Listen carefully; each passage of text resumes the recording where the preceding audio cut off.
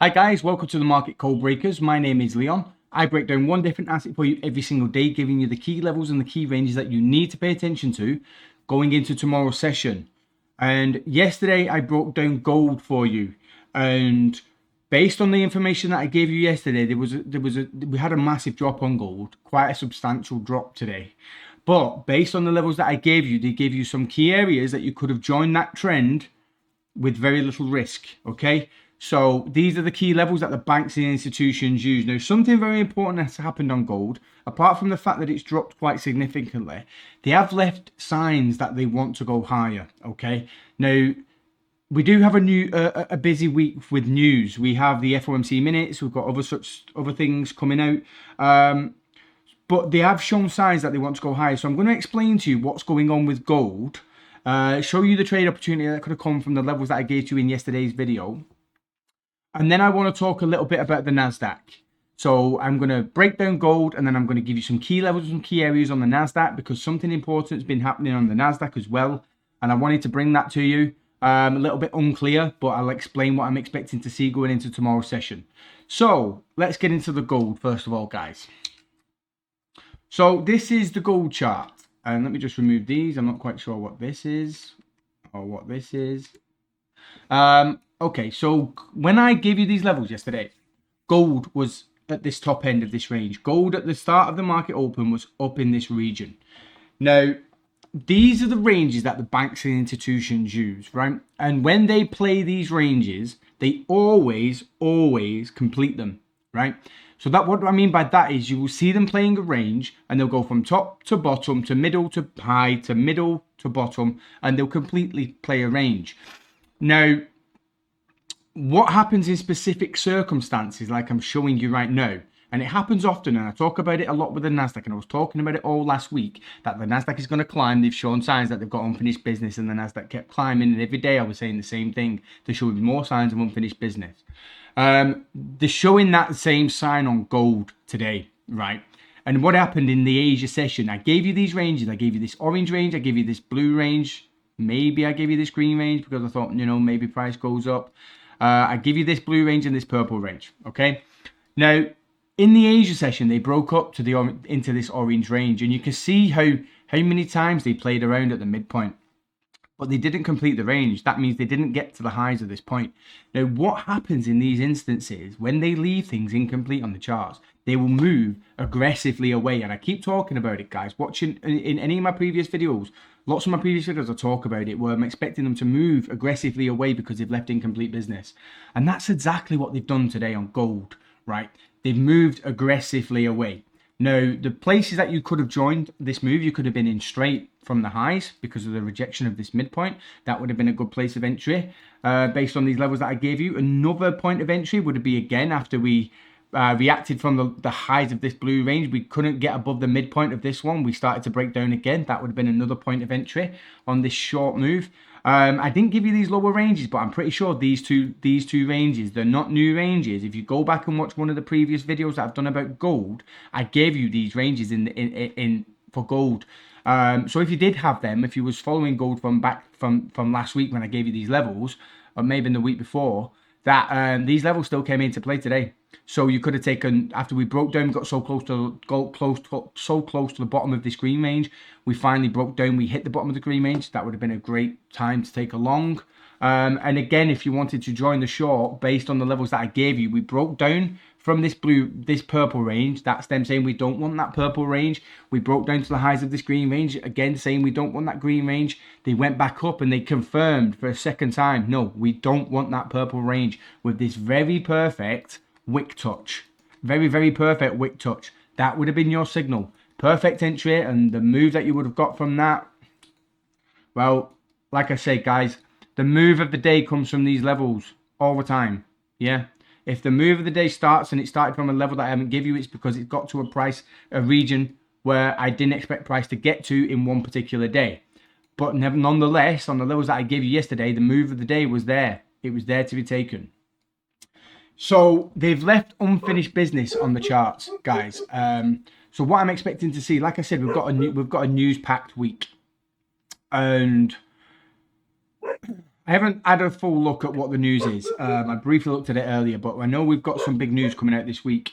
And I think that's key because they may wait for that news. They may do what the NASDAQ did last week, where they start making a progressive climb, where you start to see, you know, this range will be left incomplete, then they'll come back to it. Then the purple range will be left incomplete, and then they'll come back to it. And it might be a progressive move like what we've been seeing on the NASDAQ. But this move down might not yet be done with. I'm not saying that the move higher is going to instantly start. That's not at all what I'm saying. If that was to happen, then I'd be expecting of another rejection of this blue range, another confirmation saying we don't want that blue range. That might be a good time to enter a long. If that happens, that might not happen. So for gold, I'm going to give you these lower ranges because this is the ones where we need to pay attention to. If you want the higher ranges, guys, go back and watch yesterday's video. Go back and watch the other videos from previous week where I give you this yellow and this bright yellow and this green range and some other ranges around in that area as well. So go back and watch those videos, guys. Mark off all those ranges, and I'm going to give you these lower ranges now because I think these are important. This blue range, it was a clear rejection saying we don't want that blue range. So there is other ranges to the left of price that I haven't got actually marked off. So I'm just trying to give you the ones that I think are going to hold weight going into tomorrow's session. If I gave you all of the ranges, you'd have too much going on in your charts. Let me just show you an example. Look at my NASDAQ chart. So if we zoom out on my NASDAQ chart, and you'll just see level after level after level after level. Looks like support and resistance, doesn't it? These lines are not support and resistance. These are support and resistance lines before price gets to them. It's not a support and resistance line in the traditional sense where price bounces from this point and now you've got a support line. You've already got the support line way ahead of time before price even gets there. That's the difference between working with the right information and working with things after the fact like general support and resistance. So, now, gold. I'm going to give you these lower ranges for gold. So, as ever, guys, you want to get your Fibonacci tool. Fibonacci tool. Mark off with the levels that I say. Again, all of your markers need to be done on the futures ticker. Because I trade the futures, all the markers done off the tickers, it's more accurate, everything is more precise on the futures. If you're marking this off and you're on your traditional trading platform, your levels are not going to make sense and price action is not going to react exactly from the levels that I gave to you. So make sure you've got all your marking done on the futures. Do all your trading off the futures. Be looking at your futures chart, but trading on your platform. That's the best way to do it because you've got the best information with these levels and these ranges on your futures chart. So, you want 0 ticked, 0.5 ticked, 1 ticked, extend lines right, and you want the background highlighted. As you can see, it's highlighted now. You want it highlighted. So the different ranges that I give to you guys, mark them off in different colours, as I do.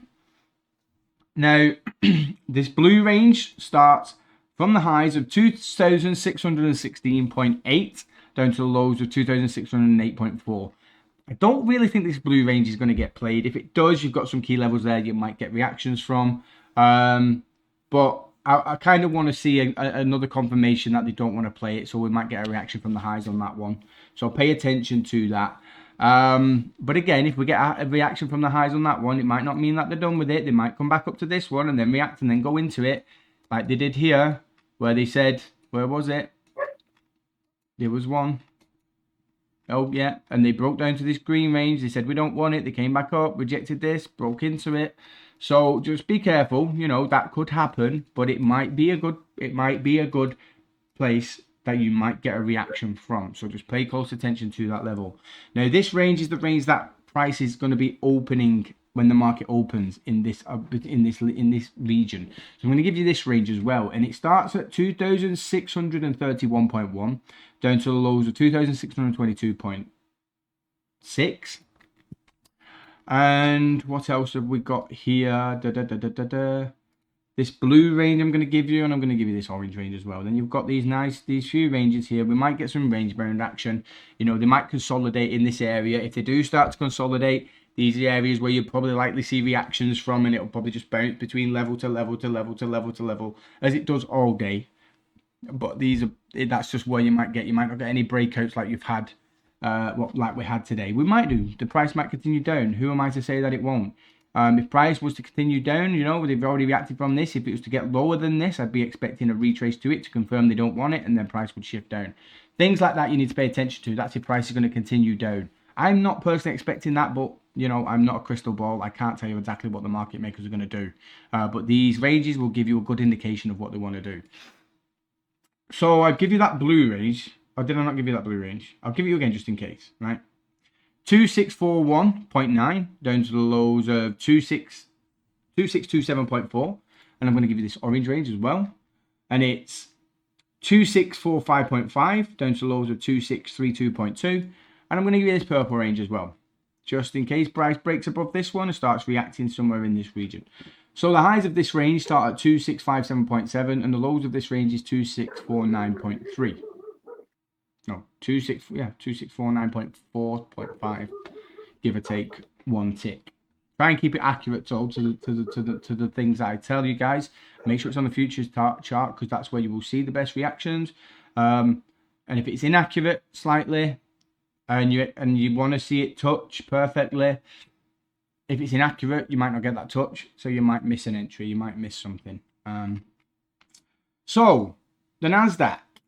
Now, in previous videos, I've always throughout the whole of last week, I was talking about how they kept leaving signs on the charts that they've got unfinished business. They broke to the midpoint of this range, then they ripped up, then they got to the highs of this blue range.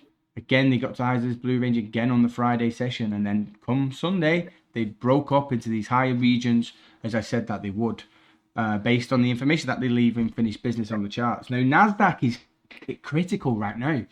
And the reason I say it's critical is because they're not leaving any signals of what they're intending to do next.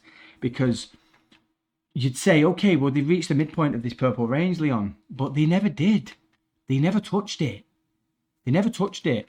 And they never really gave any confirmations with touches of the bottom of this range. So this is not a signal of an incomplete range. However, what they did do when they got above the midpoint of this, they reacted from the lows of a higher range, which I've got marked off in red. They reacted from that point. And the lows of the day, they reacted from the highs of a lower red range. So they've left nothing to be desired on the charts. They've basically said we don't want to go into those higher ranges and we don't want to go into those lower ranges. Like I said, we've got a big week with news. So based on the information that's laid out in front of me now on these charts, I'm going to say that tomorrow just might be very much a range-bound day. They haven't signaled what they want to do. Now, they might have other intentions and they might just aggressively make a move that just catches everybody by surprise. But usually they communicate it, and I'm not seeing the communication. Basically, what I'm seeing is that they're going to play this range, and that's going to be the highs, and that's going to be the lows. And I don't see them really breaking free from that in tomorrow's session, because I think that they would have signaled something, and they haven't. So all I can really do for the NASDAQ is give you these levels, each and every one of these levels that are in this region, and you will see if price is going to do as what I think it might. It's going to bounce from level to level to level, and the type of thing that you're going to see, it might be very tricky, because you'll see it like this. It'll start to do this, and then it'll come back up, and then it'll like do this, and you won't know which level it's going to react from next, and it'll just get very complicated. And this is what it just might do for tomorrow. And this being, I reckon this will probably be the low of the day, and this will probably be the high of the day if they do. One of them I expect to be either the high of the day or the low of the day. Now, if this is the high of the day, price goes down, it's probably going to break through that. If this is the low of the day and then they go up, they might break through that. But I'm expecting one of these, either this bottom of this red range or the top of this red range, to be the high or the low of the day. It might not, guys. It might not. It's just what I'm seeing. That's what I think might happen. So I'm just going to give you these two as just levels, right? So mark this level up on your chart on the NASDAQ, and it's 20,792.25, and then this top level is 21,062.5. Okay, so just mark them two off, guys, as just key levels, and then I'm going to give you these ranges, the same as what I got you to do on gold with the Fibonacci tool. Just mark this range off. This blue range starts at 20,843.25 to the lows of 20,794.75. And then this green range starts at 20,859 down to 20,794.25. Yes, they overlap at the bottom, which sometimes you get that. Don't worry about it. That's just how these ranges like start how they give out these ranges from when they present them. Yeah, the next range that I'm going to give you is this range, and it's 20,918.25 down to the lows of 20,822.50. Did I give you the screen range? I don't know. 20,961 down to 20,916. Okay, I'm not going to give you this purple range because they showed no signs of it. They showed no signs of it. Nothing. It looks like they did, but they didn't. They didn't. So it's a nothing burger. It's nothing. It's not important. Doesn't mean that you won't get reactions from it tomorrow, but as it stands, they're not playing it. So they're not saying that they're going to break into this red range. They've already rejected it. They're not going to want to complete this purple range. They slightly broke into this red range, but they also slightly broke into this lower red range. So they've rejected both ranges. So we are in a bit of a situation where it's very hard to predict what might happen next. So based on that, I've given you enough levels there that you will see reactions from, guys. You will see reactions from these levels tomorrow.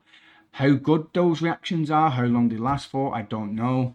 When I'm in the mood for scalping, I'll just explain to you what I do when I'm in the mood for scalping, and I'm not really confident of what the overall picture is. I'll take this reaction here, this wick touch, and I'll ride up to this one and I'd get out. I'd take these wick touches and I'd ride it down to the next marker, and I'd literally just play it from marker to marker. That might be all that we get for tomorrow's session, guys. But those are key ranges, key levels that you want to pay attention to going into tomorrow's session. Now, yeah, that's all for this video, guys. If you've liked it, please like and subscribe to the channel for more. Like I say, I always give you these levels and key ranges that I expect to come into play in the day after. They always do in one way or another. I can never fully predict and tell you exactly how it's going to appear, but that it always appears. It always does appear, just appears in different ways. So mark off these levels, guys. You will see behavior at these points, and good luck with your training tomorrow. Thank you all for watching. Bye for now.